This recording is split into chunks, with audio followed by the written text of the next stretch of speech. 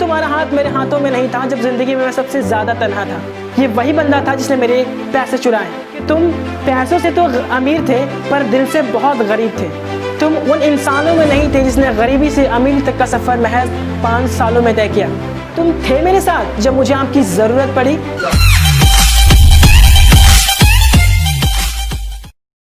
चलिए आगाज करते हैं आज के सेशन का और बातों के सिलसिले को थोड़ा आगे ले जाते हुए मैं आपकी तीखे नजरों का रुख आज के सेशन की तरफ मैं करने वाला हूं, जो हम लोग आज की महफिल की बुनियाद रखने वाले हैं। यकीनी तौर पे आज की जो एपिसोड कंडक्ट करवाई जाएगी वो पिछले तमाम सेशनों से काफ़ी जुदा होने वाला है, काफ़ी अलग होने वाला है एक्चुअली, क्योंकि हम लोग पिछले बार की तरह प्रेजेंट फॉर्म को नहीं बल्कि आज पास्ट फॉर्म के तमाम वेरिएशंस को, उनके यूसेजेस को, उनके फंक्शंस को और इसके साथ साथ कुछ ऐसे टेक्निकल टर्म्स हैं जो most of the students confuse हैं, उस चीज़ के बारे में आज हम लोग इस महफिल में चर्चा करने वाले हैं। कि इस एपिसोड की सूरत हाल को बयां करने से पहले गुजारिश ज़रूर करना चाहूँगा कि आप नोट्स और पेन लेकर ज़रूर बैठ जाएं, क्योंकि जिन चीज़ों को मैं आज सिखलाने वाला हूँ वो तमाम चीज़ों से बिल्कुल जुदा होने वाला है। यकीनी तौर पर मैं आपको ये बताऊँ कि आज का सेशन पूरी तरीके से कॉन्ट्रास्ट होगा, क्योंकि यहाँ पे ना सिर्फ मैं कन्फ्यूजन सेक्शन को डील करूँगा, इसके साथ साथ हम लोग पास्ट फॉर्मेशन को सीखने की कोशिश करेंगे। यहाँ पे नोटिफाई करना चाहूँगा कि आज के सेशन के बाद एक ज़रूरी अनाउंसमेंट है गाइस। आप मेरी वीडियो को जो भी देख रहे हो, जहाँ कहीं से भी देख रहे हो, आप अगर स्किल लवर है, आप अपनी पर्सनालिटी को डेवलप करना चाह रहे हो, आप कम वक्त में अपने स्पोकन इंग्लिश और ये कम्युनिकेशन स्किल को बेहतर बनाना चाह रहे हैं, तो आपके लिए काफ़ी ज़्यादा एक इंटरैक्टिव सेशन की बुनियाद पर रखने वाला हूँ। इसी मिजाज से मैं एक अनाउंसमेंट करने वाला हूँ जिसमें हम लोग एक नए तरह की एक्टिविटी को कंडक्ट करवाने की कोशिश करेंगे, बशर्ते आप लोगों की मोहब्बत, शिद्दत और चाहत के साथ वो लगन मुझे देखने को मिली। तो वक्त को ज़ाया ना करते हुए सेशन की शुरुआत करते हैं। यस, तो यहाँ चीज़ें समझने वाली है कि यहाँ आपको ये चीज़ तो समझ में आ गया होगा कि आज हम लोग बेसिकली पास्ट के चीज़ों को डील करने वाले हैं, राइट, क्योंकि यहाँ पे प्रेजेंट फॉर्म के बारे में ऑलरेडी हम लोग डील कर चुके थे, जहाँ पे हम लोग सेंटेंसेस सीख रहे थे जैसे कि तुम एक नेक दिल इंसान हो, राइट। तो यहाँ पे किसी के होने के बारे में हम लोग एक्सप्रेस कर रहे थे, उस वाले कंडीशन में सब्जेक्टिव टर्म होता था। उसके बाद हम लोग प्रेजेंट फॉर्म में एमिजार का इस्तेमाल करते थे, देयर आफ्टर ऑब्जेक्टिव टर्म का हम लोग काफ़ी अच्छी तरीके से और मल्टीपल यूसेजेस में मल्टीपल पर्पस को एक्सप्रेस करना हम लोग सीख चुके करते हैं। तो आज का जो क्लास कंडक्ट करवाया जाएगा वो होगा पास्ट टेंस पे, यानी कि टू बी फैमिली के यूसेज को हम लोग सीखेंगे, लेकिन हम लोग पास्ट में, राइट। अगर आप इस कंडीशन को गौर फरमाते हो तो आपको ये चीज़ बखूबी नो डाउट मालूम है। कई बार मैंने इवन मल्टीपल टाइम्स मैंने इस चीज़ को बताया है। बेसिकली दो तरीके से बदलता है, एक होता है सब्जेक्ट के अकॉर्डिंग, दूसरा होता है टाइम के अकॉर्डिंग। तो यहाँ पे क्या है कि हम लोग बात कर रहे हैं टू बी फैमिली की, राइट। टू बी फैमिली के बारे में हम लोग अगर बात करें तो सब्जेक्ट तो होगा, और सब्जेक्ट के ठीक बाद हम क्या करेंगे, प्रेजेंट फॉर्म का इस्तेमाल ना करते हुए पास्ट फॉर्म का इस्तेमाल करेंगे। तो यहाँ पे जो चीज़ें सब्जेक्ट के अकॉर्डिंग पास्ट फॉर्म का वर्ब भी बदलेगा, अदर आफ्टर फिर ऑब्जेक्टिव टर्म का हम लोग इस्तेमाल करते हैं। एक और ज़रूरी बात, इस चीज़ को नोट कर ले, सेव कर ले, क्योंकि इस चीज़ को जानना बहुत ज़रूरी है कि जब भी हम लोग सब्जेक्टिव टर्म में किसी चीज़ का इस्तेमाल करते हैं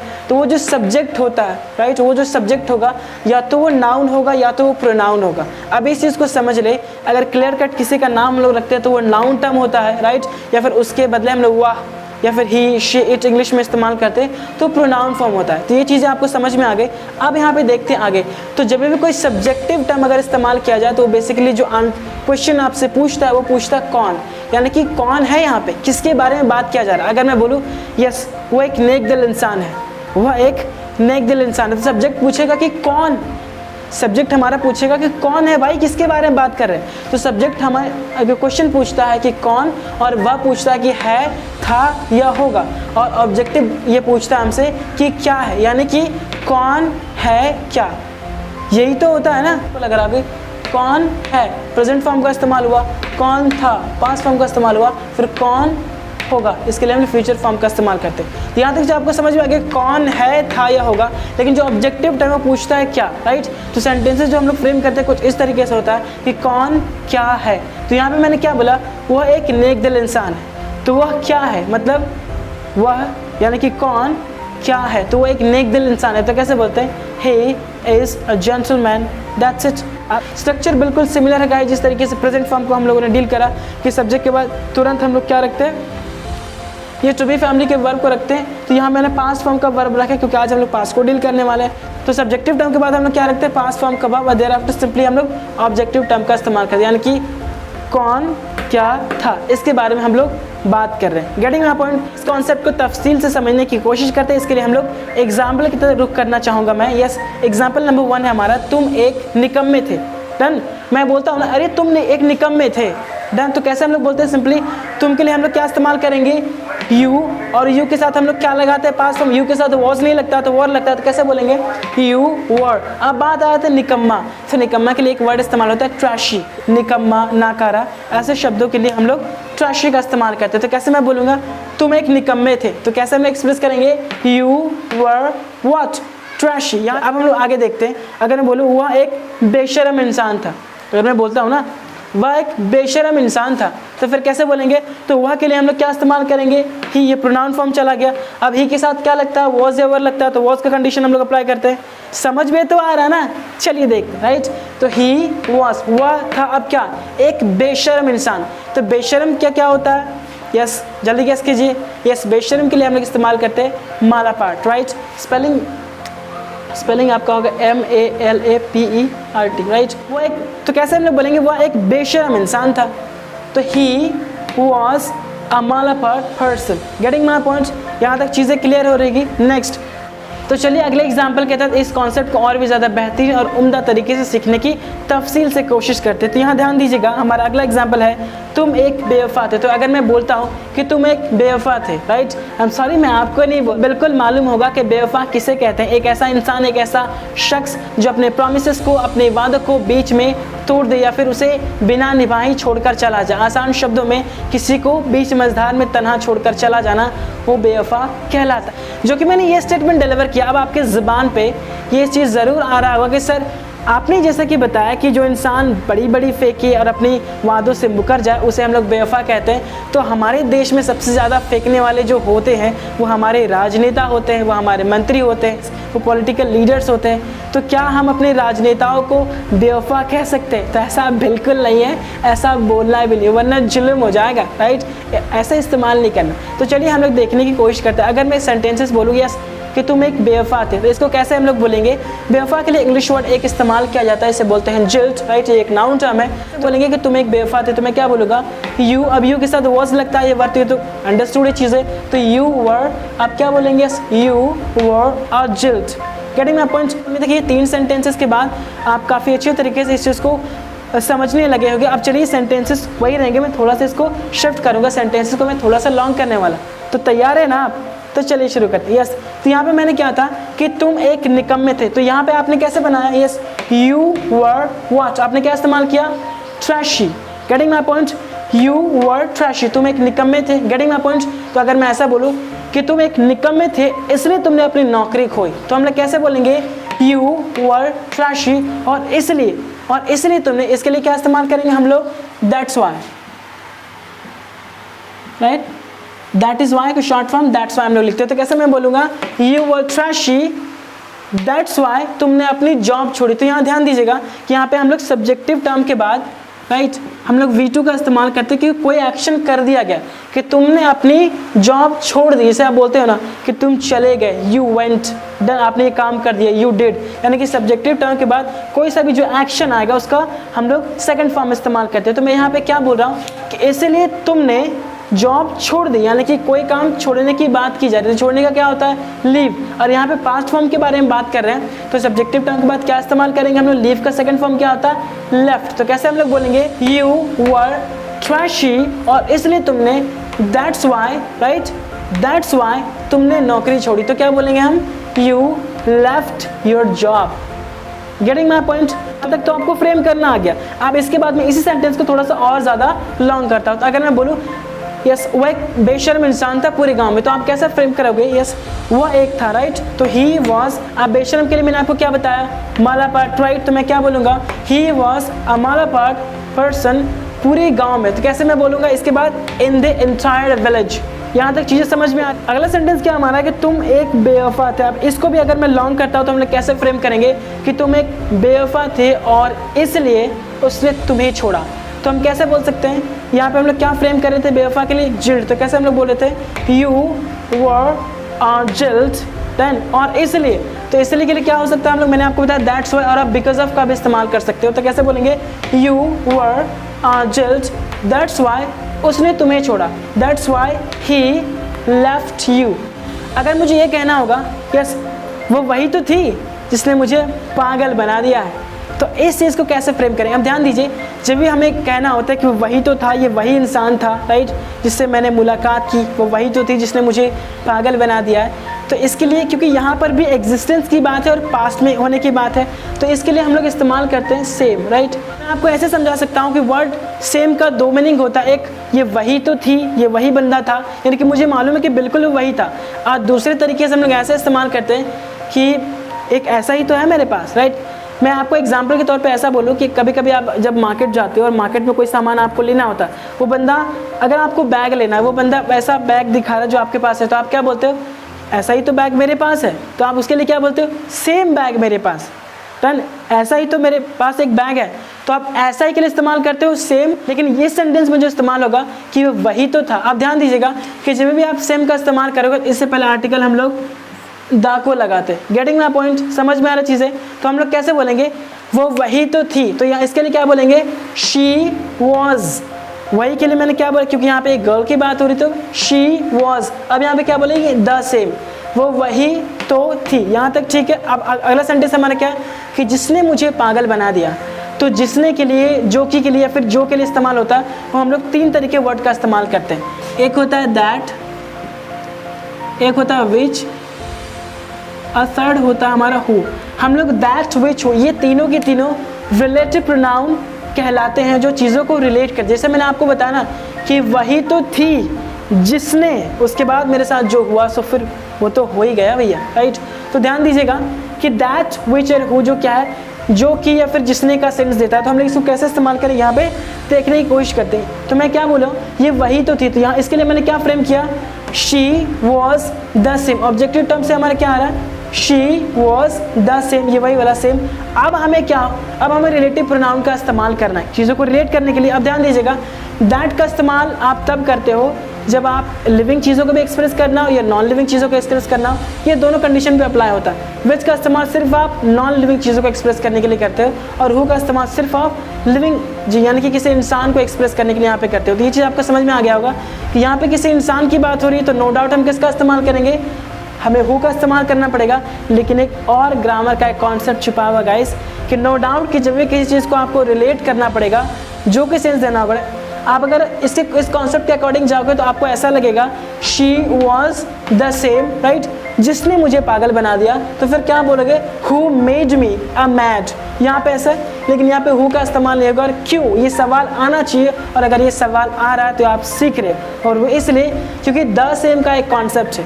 द सेम अगर किसी सेंटेंस में कभी भी लगा, इसके बाद आप जो रिलेटिव प्रोनाउन इस्तेमाल करोगे, हु का इस्तेमाल आप कभी नहीं करोगे, आपको इस्तेमाल यहाँ पे दैट का करना पड़ता है। Done my point? तो यहाँ पे आपका अगर सवाल आ रहा है कि सर यहाँ अभी आपने बताया कि लिविंग थिंग्स के लिए यानी कि किसी इंसान के लिए रिलेटिव प्रोनाउन हु का इस्तेमाल हो रहा है, फिर अभी आप बताएं, जी हाँ मेरे भाई मैंने आपको बताया, लेकिन यहाँ पे आप इस चीज़ को समझे ना कि मैं आपको बतलाना ये चाह रहा हूँ कि सब्जेक्टिव टर्म यहाँ पे एक इंसान की बात है, तो जो रिलेटिव प्रोनाउन हु आएगा वो सही है, लेकिन एक और कॉन्सेप्ट है मेरे भाई, इस चीज़ को समझने की कोशिश करें कि यहाँ पे द सेम आया हुआ है, राइट। और जब भी द सेम आएगा ना, तो इसके बाद हम रिलेटिव प्रोनाउन हु को ना इस्तेमाल करते हुए दैट का इस्तेमाल करेंगे सर, क्योंकि ये पेयर में आता है। Done my point? ओहो, हाँ, अब मुझे लगता है समझ में आ गया होगा। चलिए आगे देखते हैं। तो कैसे मैं बोलूँगा? यस, वो वही तो थी जिसने मुझे पागल बना दिया। तो मैं क्या बोलूँगा? शी वॉज, वही तो थी, क्या बोलेंगे? She was the same what, लड़की है तो she was the same girl. Done. अब जिसने मुझे पागल बना दिया, जिसके लिए हम लोग क्या इस्तेमाल करेंगे? दैट, जिसने मुझे पागल बना दिया। तो फिर यहाँ पे क्या होगा? दैट मेड मी, क्योंकि V2 का इस्तेमाल होगा। मैंने आपको पहले ही बताया, यहाँ पे मैं आपको मिटा देता हूँ कि यहाँ पे सब्जेक्टिव टर्म के बाद हम लोग V2 का इस्तेमाल करते हैं, जो काम हो जाता है, जो काम कंप्लीट हो जाता है, राइट। तो मैं क्या बोलूँगा? She was the same girl, right, that made me a mad. चीज़ यहाँ पे समझ में आ रही? Done my point? यस। अगर मैं बोलूँ ये वही इंसान था जिसने मेरी ज़िंदगी बदल दी, तो मैं कैसे बोलूँगा? बताइए, वह वही इंसान था जिसने मेरी ज़िंदगी बदल दी। तो फिर क्या होगा? He was, done my point, the same man. अब यहाँ पे क्या हो रहा है? अब द सेम आया है, तो फिर इसके बाद रिलेटिव प्रोनाउन दैट का इस्तेमाल करेंगे। अगर द सेम नहीं होगा तो हम लोग नो डाउट हु का ही इस्तेमाल करेंगे। भाई समझे ना बात को, मैं आपको बतला रहा हूँ ना, यहाँ पे ध्यान दे। तो सेंटेंस कुछ इस तरीके से फ्रेम होगा, yes, he was the same man, done, that, जिसने मेरी ज़िंदगी बदल दी, तो दैट चेंज्ड माई लाइफ। फिर आप दैट मैन इस्तेमाल नहीं कर, क्योंकि मैन यहाँ पे पहले ही आ गया ना। He was the same man right that change my life. चीज़ें आपको समझ में आ रही। देन उसके बाद अगर मैं ऐसा बोलूँ, ये वही तो लड़की थी जिसने चुराए वाले लिपस्टिक लगाया था, तो कैसे हम लोग बोलेंगे, यस ये वही लड़की थी। तो इसके लिए क्या बोलेंगे, she was, done, she was the same girl that, जिसने क्या लगाया था, तो लगाना क्या बोलते हैं हम लोग, लिपस्टिक लगाने को बोलते हैं अप्लाई करना। तो कैसे बोलेंगे, she was the same girl that applied.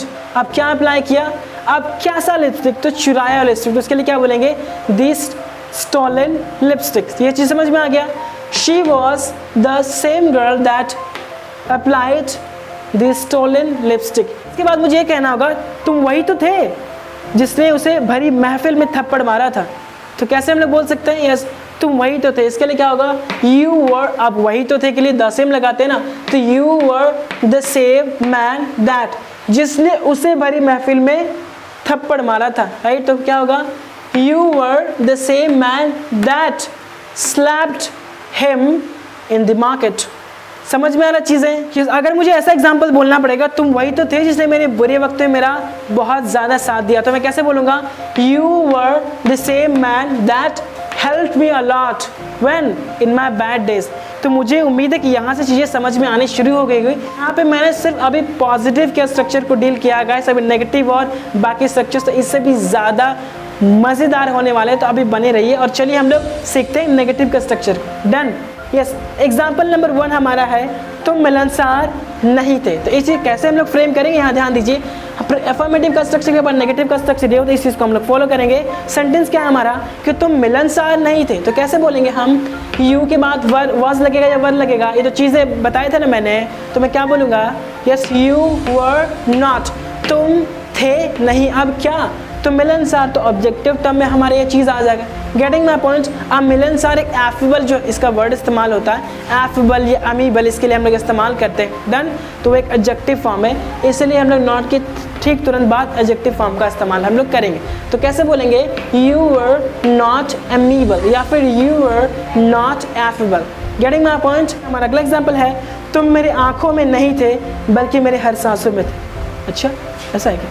तो अगर मुझे बोलना पड़ेगा कि तुम मेरी आंखों में नहीं थे बल्कि मेरे हर सांसों में थे, तो कैसे बोलेंगे, एक्चुअली ये सेंटेंस है राइट, कुछ और नहीं सोचने का, यहाँ ध्यान देने का। कैसे बोलेंगे, यस यू वर नॉट, तुम थे नहीं। अब कहाँ पे भैया, तो मेरी आंखों में। तो कैसे बोलेंगे, you were not in my eyes, बल्कि, तो बल्कि के लिए हम लोग इस्तेमाल करेंगे बट का, यानी कि बट के पहले ये एक सेंटेंस जाएगा और बट के बाद फिर दूसरा सेंटेंस जाएगा। तो कैसे बोलेंगे कि तुम मेरी आंखों में नहीं थे बल्कि मेरे हर सांसों में थे। You were not in my eyes, but, बल्कि मेरे हर सांसों में थे, तो but in my every breath।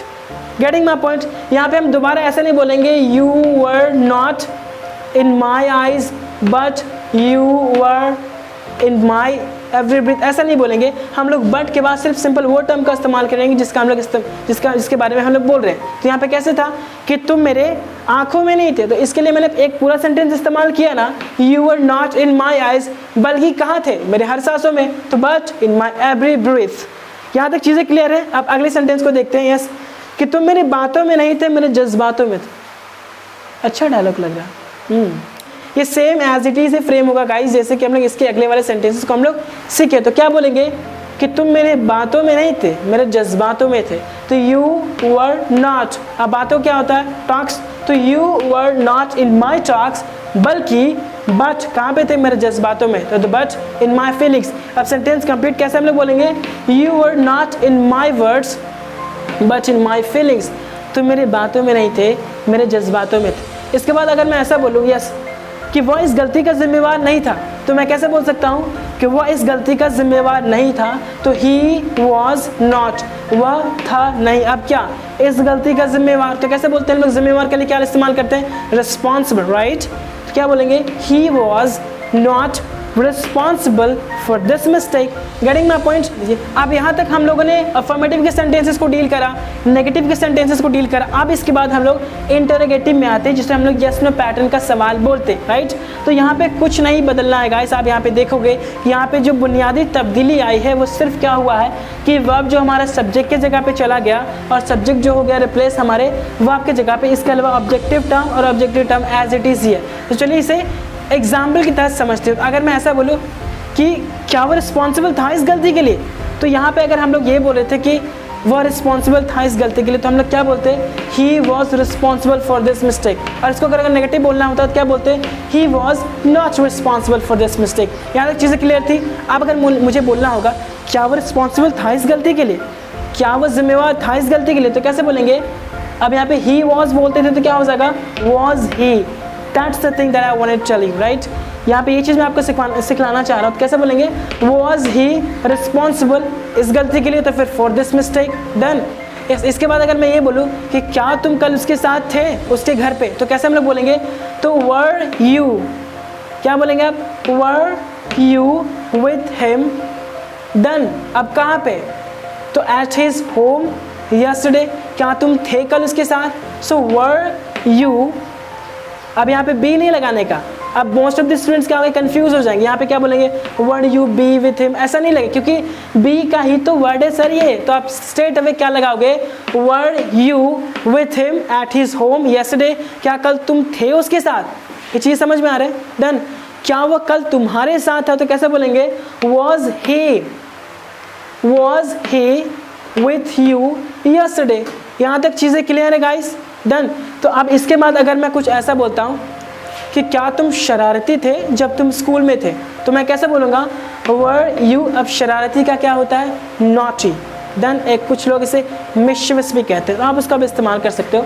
वर, यहाँ पे वर यू नॉटी, क्या तुम, यस, क्या तुम थे क्या शरारती। अब कब, जब तुम स्कूल में थे, तो व्हेन यू वर, यहाँ बोलेंगे। अब लगाएं क्या, when you were done in school. अब कंप्लीट सेंटेंस क्या कुछ ऐसा होगा कि क्या तुम शरारती थे जब तुम स्कूल में थे, तो कैसे बोलेंगे, were you naughty when you were in school.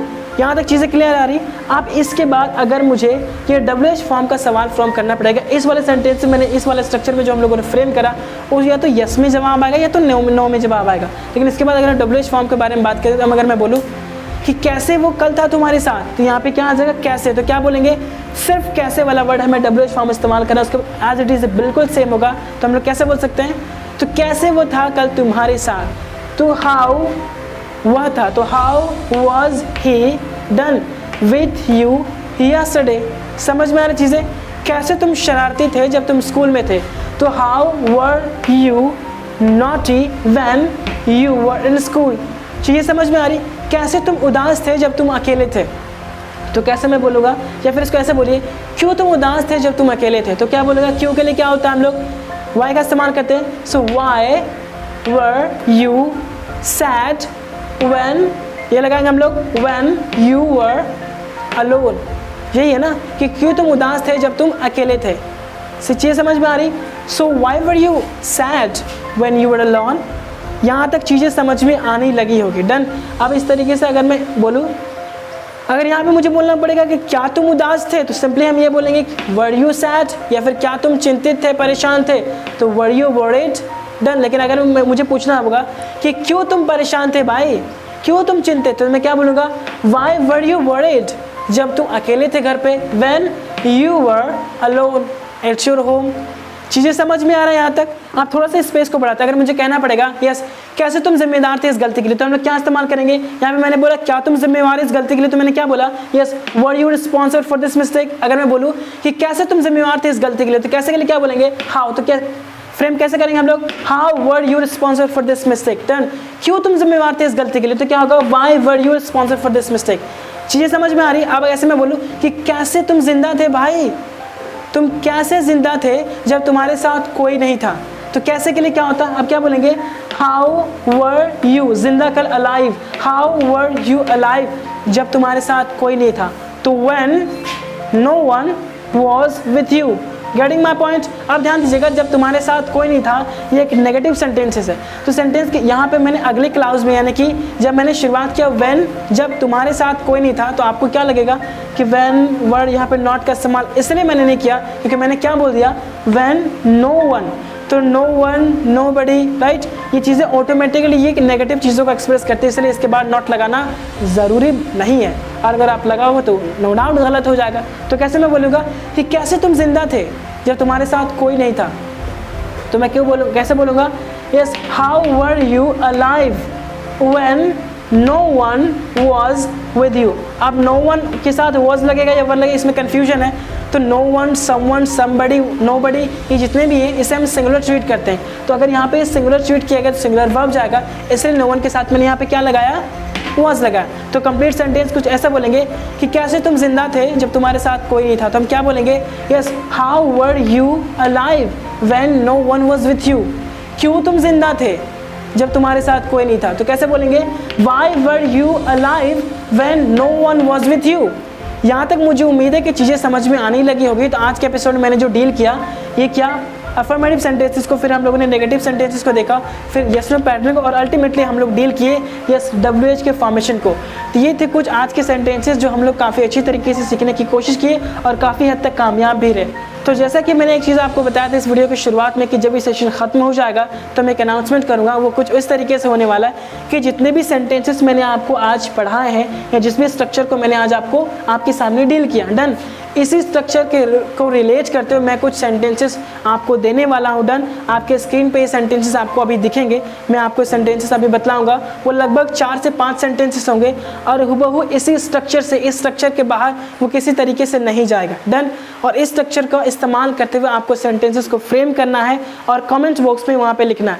और जिस बंदे का सारे के सारे आंसर्स सही हो जाएंगे, राइट, उसको मैं अगले वीडियो में उसके नाम के साथ मैं उसको मेंशन करूंगा। अब यहाँ बहुत सारे लोग आंसर सही देंगे तो उस वाले कंडीशन पे मैं ये देखूंगा कि किन का जवाब सबसे पहले आया, यानी कि टॉप 3 को मैं सिलेक्ट करूंगा और अगले वीडियो में मैं उनका नाम और उनके कमेंट के साथ, उनके आंसर के साथ उस चीज़ को मैं मेंशन करने वाला हूँ। तो घर बैठे काफ़ी बेहतरीन मौका है गाइस कि आप इस चीज़ का फ़ायदा उठाएं। बहुत ऐसे लोग होंगे जो इस वीडियो को देखने के बाद उनको लगेगा कि यार ये कौन जाता है कमेंट वेमेंट करने। तो यकीन जानिए, या तो आपने समय वैसे ही बर्बाद कर लिया इस वीडियो को देखकर, डन, और अगर आपने कुछ सीखा है इसे यूटिलाइज करने का बहुत बेहतरीन मौका है। आप अपने आप को मौका तो दें कि आप कितना सही है और कितना गलत। अगर गलतियाँ होगी तभी तो आप सीखेंगे, राइट। तो टॉप 3 को हर दिन मैं आज के बाद से मेंशन करने वाला और आपको सेंटेंसेस काफ़ी ज़्यादा कमाल के मिलेंगे। जिस तरीके से मैंने ये स्ट्रक्चर आपको बताया, ठीक उसी स्ट्रक्चर के बुनियाद पे आपको इस चीज़ को फ्रेम करना है। देन आपको अब देखना है कि किसका पर्दा ज़्यादा भारी रहता है।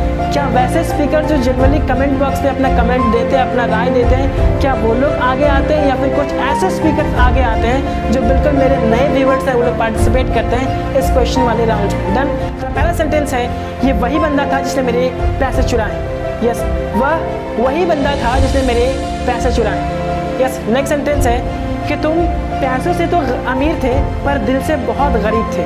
मैं आपको दोबारा बता रहा हूँ कि तुम पैसों से तो अमीर थे पर दिल के बहुत गरीब थे। यस, सेंटेंस नंबर 3, तुम उन इंसानों में नहीं थे जिसने गरीबी से अमीरी तक का सफ़र महज 5 सालों में तय किया। जी मैं दोबारा बता दूँ, लिख लिया आप सबों ने। यस, आप उन इंसानों में नहीं थे जिसने गरीबी से अमीरी तक का सफ़र महज 5 सालों में तय किया।